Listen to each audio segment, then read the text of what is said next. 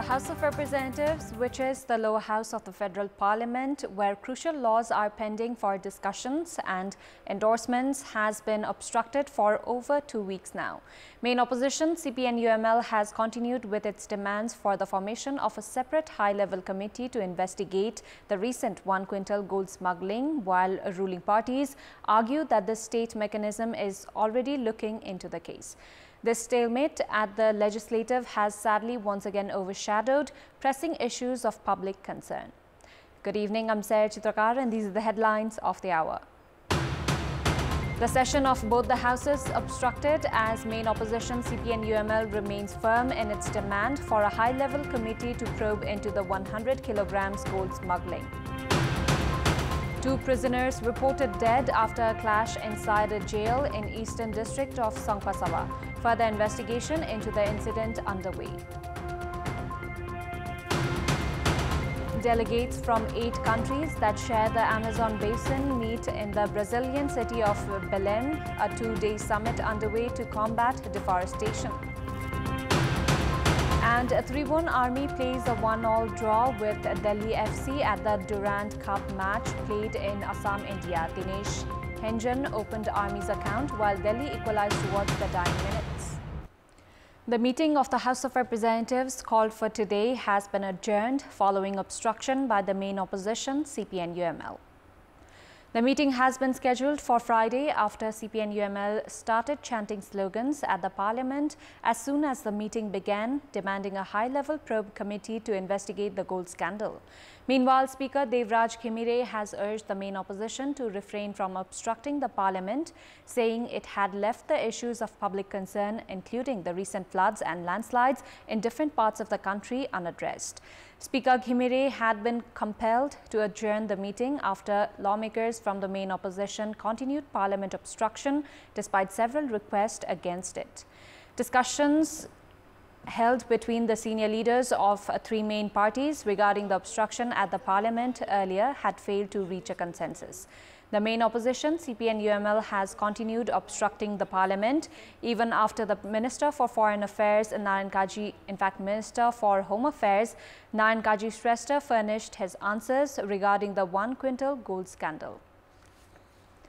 The main opposition, CPN-UML, has also obstructed the session of the National Assembly today. Lawmakers from the party had stood from their seats as a form of protest as the session was to enter into regular schedule. As the session began, UML lawmaker Kumar Dasauri reiterated the opposition's demand for the formation of a high-level committee to probe into the 100 kilogram gold smuggling and alleged of the involvement of Home Minister and Finance Minister in the scandal. Another UML lawmaker, Bimala Paudel Rai, said the session should resume by addressing the opposition party's demands, saying that forming a high-level committee would not cause any loss for the government. Meanwhile, Mao Centre lawmaker Jagprasad Sharma highlighted that the Parliament had not been able to dwell on public issues due to the opposition's obstruction. Another member of the upper house, Bamdev Gautam, said the formation of the high-level probe committee would overshadow the investigation, adding that such a committee might drag the Prime Minister into the investigation. Gautam also said that such a committee could be formed if needed once the Central Investigation Bureau of Nepal Police concluded their part. As lawmakers from CPN-UML stood from their seats as part of their protest, National Assembly Chair Ganesh Timalsina adjourned the meeting till Friday. Spokesperson of CPN Mao Centre, Agni Prasad Sapkota, has said that actions will also be taken against Vice Chairperson Krishna Bahadur Mahara if he is found guilty of involvement in the 100 kg gold smuggling case.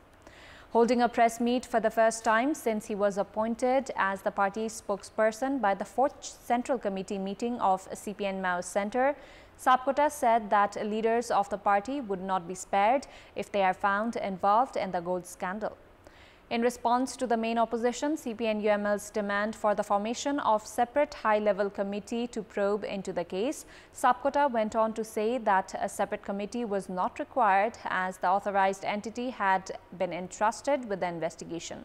He also informed that the party's statute convention would be held in the Nepalese month of Mangsir and the special convention would be held on Chaitra. Janata Samajwadi Party of the ruling alliance has expressed reservations against the 5-point agreement between the government and the Gaur Massacre Victims Struggle Committee. A meeting held at the party's office in Lalitpur's Balkumari discussed on the agreement, and leaders of the party expressed their discontent with the agreement.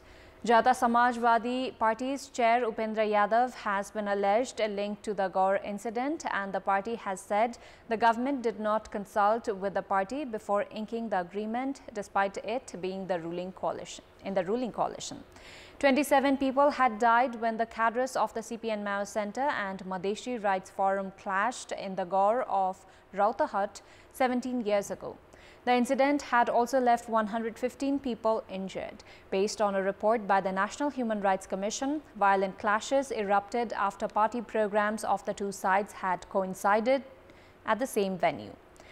The victims and their families had been demanding for justice, saying that the perpetrators behind the clash had not been booked. A 5-point agreement was struck between the government and the Gaur Massacre Victims Struggle Committee after the victims met with the Prime Minister and Home Minister yesterday. The Weather Forecasting Division has urged for caution to all members of general public, saying the risk of flood and landslides triggered by heavy rainfall persists. Koshi, Lumbini, Bagmati, Gandaki and Sudur Pashchim provinces are expected to continue to witness heavy rainfall. So far, in the past 2 days, 7 people have died in rain-induced disasters in Makwanpur, Dhanusha, Dolakha and Sarlahi. Local police in Makwanpur's Sikre have said they have retrieved the body of 2 more individuals who had been missing since a landslide. Search is on for 3 more that are still missing. 2 other people are also reported missing in Dhanusha of Madhesh province. In Orang of Dolakha's Bigu rural municipality, a 14-year-old minor has died in a landslide that occurred last night. 4 others who had gone for fishing in Tamakoshi River had managed to run to safety in the same incident. Elsewhere, incessant rainfall has inundated Karmola and Bhutkaiya villages of Badia's Thakur Baba municipality. 50 houses have been flooded in Mithunia of the same municipality. Flood victims have either shifted to a school or staying with their relatives for the time being. Likewise, incessant rainfall has caused obstructions in many highways across the country. Bhimdatta Highway in Sudur Pashchim province has remained inoperational, leaving travelers stranded since yesterday. Movements of 4-wheelers have been prohibited along the highway after the Mahakali River swelled up.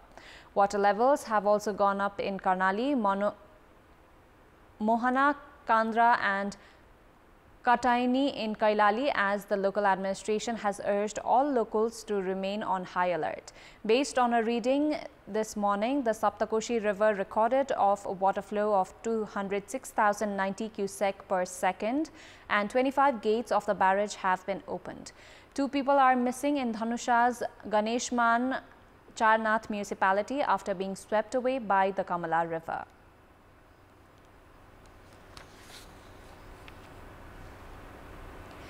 Two inmates have died in a clash inside Sankwasava district jail.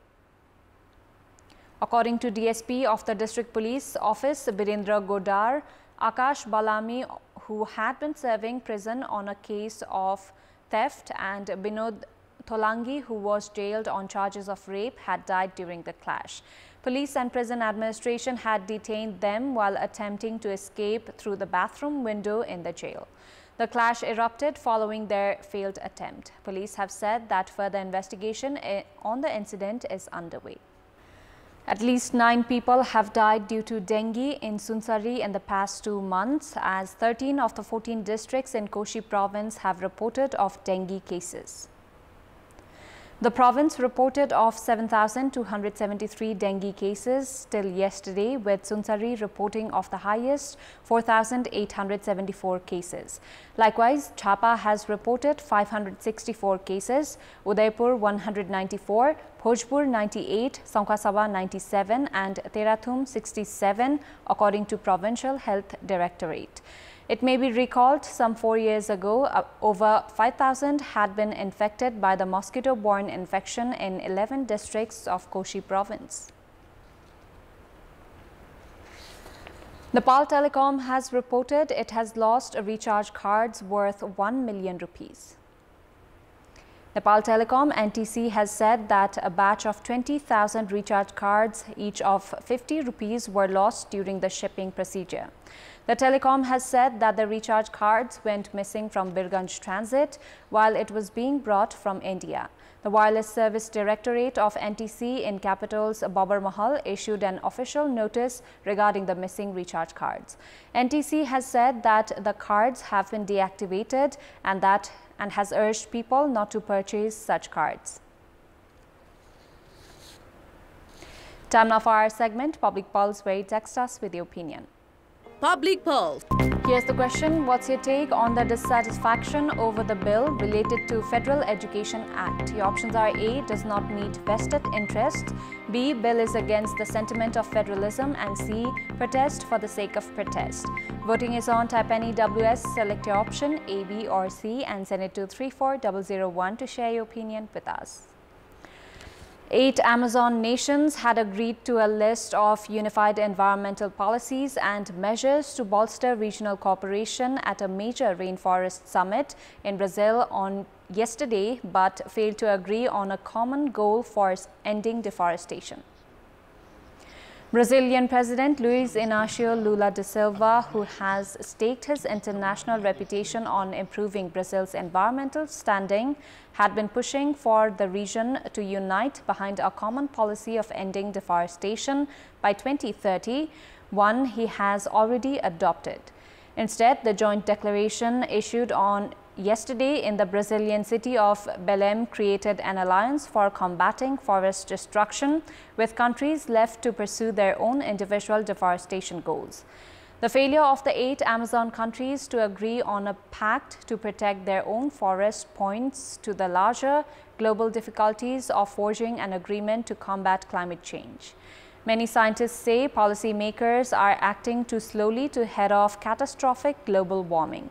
Beyond deforestation, the summit also did not fix a deadline on ending illegal gold mining, although leaders agreed to cooperate on the issue and to better combat cross-border environmental crime.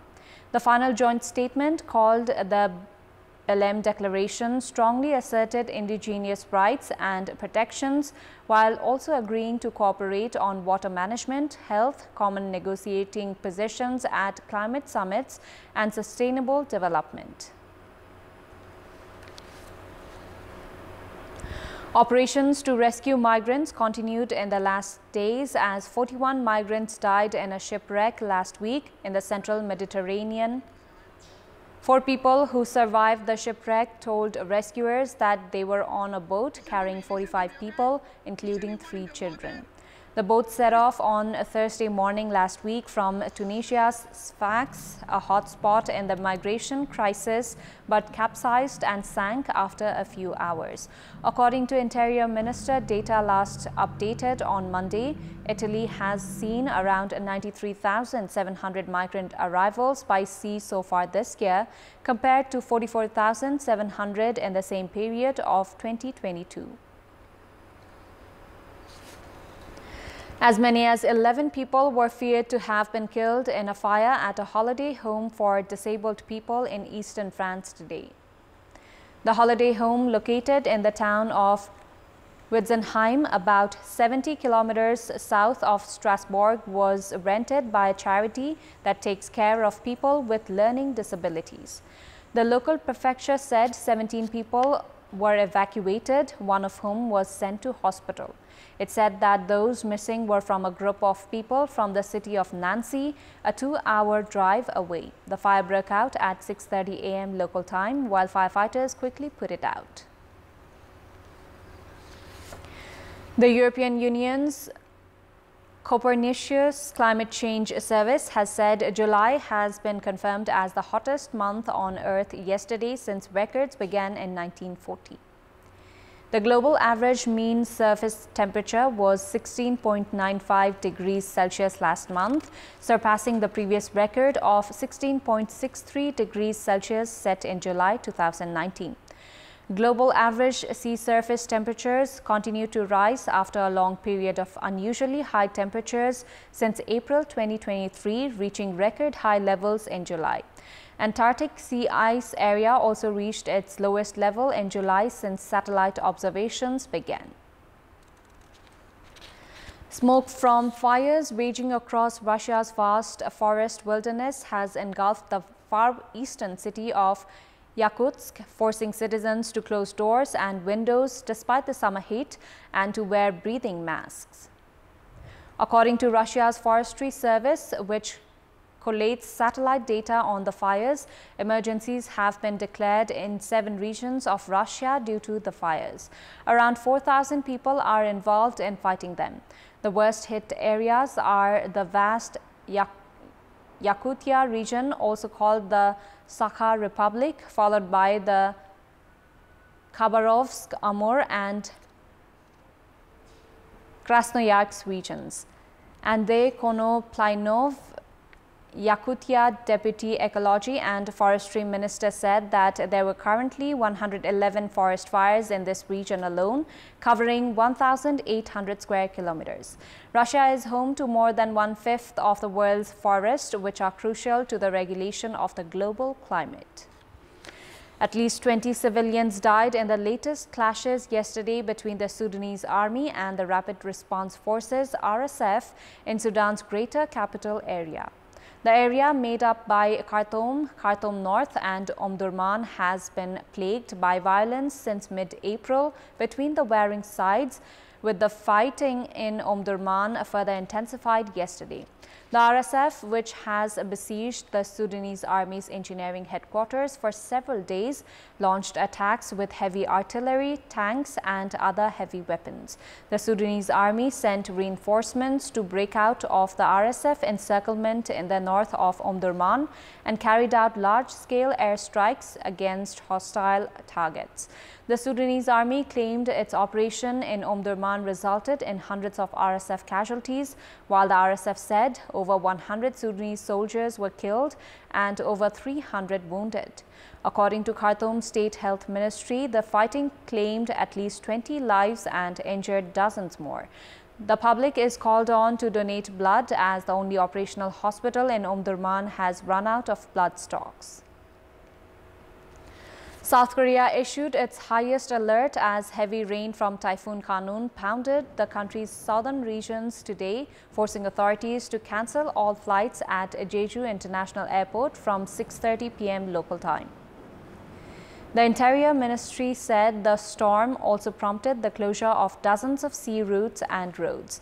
Khanun could make landfall at the southeastern South Korean port city of Tongyong tomorrow before tracking up the Korean peninsula. Before wrapping up, here's a look at the top stories once again. The session of both the houses obstructed as main opposition CPN-UML remains firm in its demand for a high-level committee to probe into the 100 kilograms gold smuggling. 2 prisoners reported dead after a clash inside a jail in eastern districts of Sangkhwa-Sava. Further,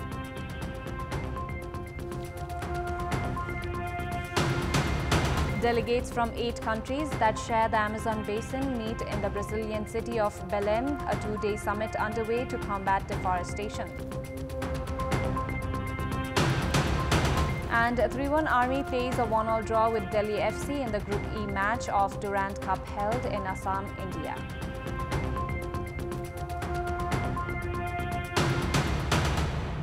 That's all for the moment. Thank you for watching. Bye for now.